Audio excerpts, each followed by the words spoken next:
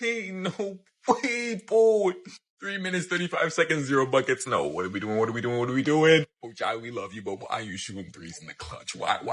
Someone call Brandon Ingram and just tell him, like, yo, dude, you're Brandon Ingram, by the way. You got the best bag in the whole league. I don't even know the name of the dude guarding you tonight. I'm guessing the game plan going into OT was Operation Watch Scotty Hoop. Like, what's this game? Just for Scotty's OT? RJ, I miss you in the clutch, bro. I miss you so much, man. I hate you. Get RJ out, Ingram not having the best day. Scotty heating up late. Where's the rest of our guys when we need y'all, man? All good. Let's just take it out on the Lakers. Lakers blowout incoming. Let's go, Raps. Oh my God, bro. Those last 3 minutes, this is not like my team to give up an 8-0 run with 3:38 left in the fourth quarter, bro.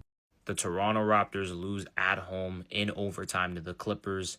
Let's talk about this game. Overall, we played well against the Clippers, but in the last 3 minutes, we were up by 8, and just the late game offense continues to be a struggle for the Raptors. We were getting absolutely cooked from what it looked like 2018 James Harden. Scotty Barnes got all the points in overtime, but overall, it was a slow game for him. Still love you, though. Same thing with Brandon Ingram. Slow night for him, but once again, still love you, bro. Jamal Shed, you stepped up tonight when no one else did. You just need a little more experience, and then you're going to be a top 10 point guard in the league. I just can't believe the Raptors lost that game, bro. We had the game in the bag, and I'm pretty sure if we won that game, we would have been the 3rd seed. But the Toronto Raptors need to take this loss and move on, because it is the players' faults that they lost this game. Not being able to knock down shots late, this is not the Toronto Raptors, bro. After this Clippers win, they moved to 18-23, which puts them at number 10 in the Western Conference. The playoff push is back. And look, I'm a Raptor fan who had to watch this Raptor team lose an 8-point lead with 3 minutes left in the fourth quarter. But there are 2 saving graces. Actually, 3 saving graces. One of them, yes, my prediction might be right that the Clippers are going to be headed back to the playoffs. 2, this means that the OKC Thunder might not get a top 3 pick, which is great for the whole NBA. But most importantly, Chuck the Condor is continuing on the rehab track. And if you don't know what I'm talking about, this artist over here, LOL WTF Eric, I'm going to tag his Instagram in the Instagram video. At the end of every Clippers win or Clippers loss, this guy posts a fantastic artwork based around their mascot, Chuck the Condor. And Curly is looking good right now. He got a nice dinner, he got a new haircut, but it wasn't all sunshine and rainbows, especially if you know how the Clippers were playing early on this season. Because as you could see, Chuck was going through it during their losing ways earlier on. Chuck was the embodiment of all Clippers fans, especially early on in the season. This man looked like he just wanted to end it all. You could see this awesome CP3 sketch where Chuck was definitely going through it and in the cafeteria. Bro was even in the chair. We know what this is. We don't have to talk about it. But as the Clippers started to bounce back, his rehab started. Him almost drowning in the ocean. Brook Lopez, from that, massive 3-point shooting game. Kawhi's 55 picking him up from the street. Kawhi and James Harden helping him get back into rehab. And look, it hasn't been all sunshine and rainbows. He had to relapse every once in a while. But he eventually started getting back on the right track. By the way, shout out to Kobe Saunders. Eric gets literally every Clipper on here. And as he continues to go on his rehabilitation, it just started getting better and better. Chuck now has a car, got a fresh new look, and eventually leads us back to this. The Clippers, 5 straight wins, Harden pushing out Drake. Just let Chuck have his dinner, Drake. Let him have his moment.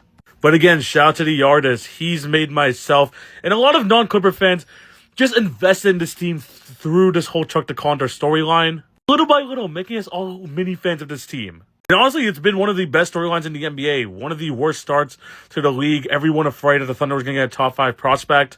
Now they're back in the play-in, have a chance to make the playoffs, and there's still a whole half a season left to do this. So the Clippers, I think my prediction might be right. They actually might make the playoffs. 118-117. 118-117. Uh-oh. Big boy time. Big boy time. Ain't no way Harden's finna do this again. Oh, man. 3-point game again. Green?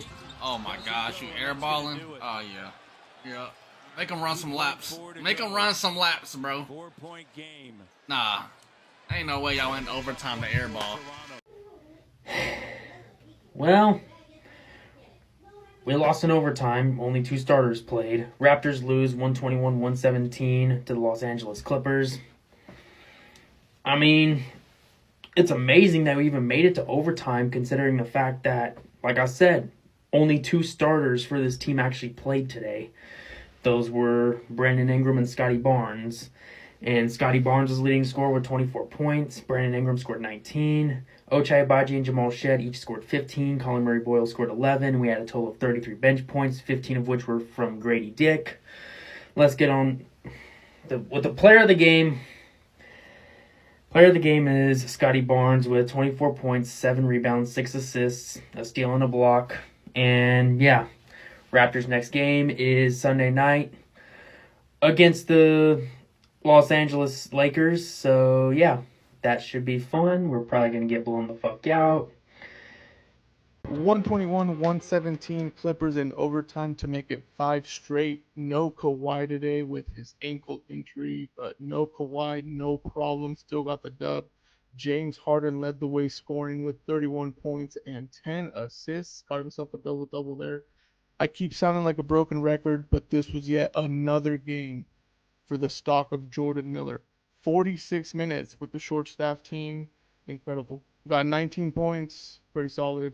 Slow start for the team, but second half was where they came back. Strong finish in the fourth with 31. Pulled out the dub, like I said, got their 5th in a row. Big one over Toronto here. They got a couple days off before we go back to the Wizards on Monday. But 5 in a row, another streak. Let's keep it going. Let me know how you're feeling, Clippers Nation. You can only hold down Harden for so long. The Raptors lose to the LA Clippers in overtime, 121-117. And my biggest takeaway from this game is no matter what you do, no matter how much you try to speed up the LA Clippers, they're going to play to their pace. And that pace is whatever James Harden wants it to be, especially with Kawhi Leonard out. James Harden teams are notorious for being some of the slowest, low-paced teams in the league because he likes to run the pick and roll, he likes to run his ISO ball, and it felt like the Raptors found success when they were trying to speed him up, when they were getting out on the fast break.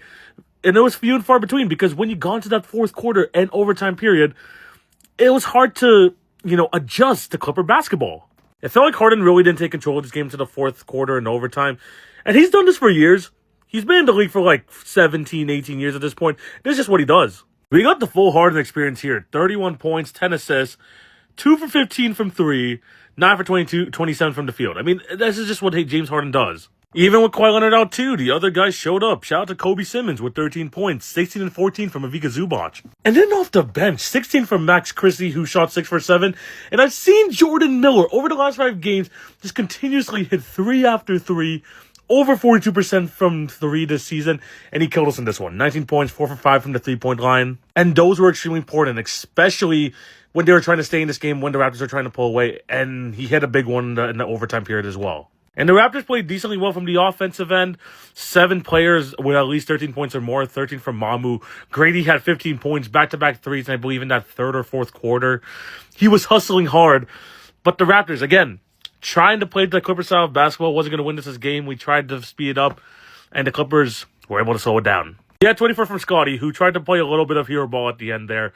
That 3-pointer, especially with like a minute 20 left, I didn't think was a great decision, even though it was kind of a heat check. And the Clippers did a damn good job either trying to deny Brandon Ingram the ball or just making it uncomfortable and not getting him into his rhythm, trying to get into those fadeaway jumpers. But honestly, another thing that really killed the Raptors late in this game is that we just weren't able to hit our threes, whether it was the Scotty one, Brandon Ingram missed a couple of threes late in this game. Ochai had some open looks in that overtime period and missed.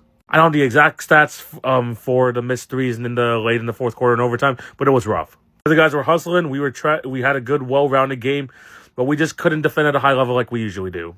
We're still missing a lot of our guys. No RJ, no Quickly, no Garrett Temple, no Jameson Battle, who got injured in the last game, no Jakob of course, who missed his 13th straight game. But they weren't without Kawhi Leonard, and this was a game that was definitely winnable. We had a chance there, but we just couldn't get to go.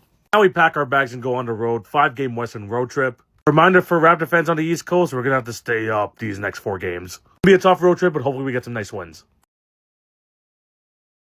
I'm not going to lie. We should have won this game. These motherfuckers piss me off, specifically the refs. The refs piss me off so goddamn badly because so many both sides calls are fucking horrible. Both sides. I shouldn't be literally saying this about the team that won, but their calls were horrible. We should have fucking won this game if they kept stop fucking calling fouls when they... Man, I swear. And then we just chose the worst time to stop making our goddamn shots. Like, man, I just want our team back. Like, I want it really flipping healthy because, like, we can keep up with these motherfuckers if we're fully healthy. It's killing me that we're not. And they didn't even have Kawhi.